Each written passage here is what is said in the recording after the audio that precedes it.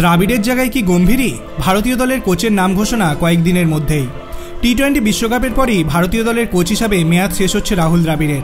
তার জায়গায় কি এবার গৌতম গম্ভীরকে দেখা যাবে? এক সংবাদ মাধ্যম সূত্রে জানা গিয়েছে, কয়েকদিনের মধ্যেই গম্ভীরের নাম কোচ হিসাবে ঘোষণা করে দেবে ভারতীয় ক্রিকেট বোর্ড। গত বছর একদিনের বিশ্বকাপের পরই দ্রাবিড়ের মেয়াদ শেষ হয়ে গিয়েছিল। তখন 1 বছরের জন্য সেই চুক্তি বৃদ্ধি করা হয়। টি-20 বিশ্বকাপ পর্যন্ত দায়িত্ব নিয়েছিলেন দ্রাবিড়।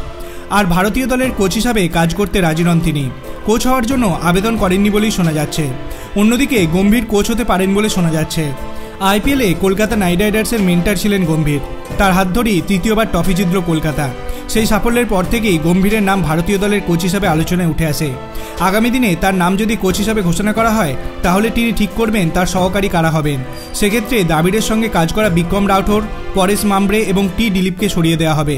গম্ভীরের আগে কোনো দলের কোচ ছিলেন না, কিন্তু মেন্টর হিসাবে লখনৌ সুপার জায়ান্টস এবং কলকাতা নাইট রাইডার্সের সঙ্গে ছিলেন।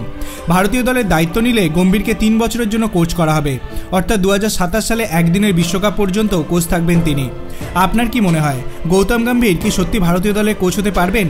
আপনার অভিমত আপনি কমেন্ট সেকশনে জানাতে পারেন। ভিডিওটি ভালো লাগলে লাইক করবেন, চ্যানেলটিকে সাবস্ক্রাইব করতে ভুলবেন না। ধন্যবাদ।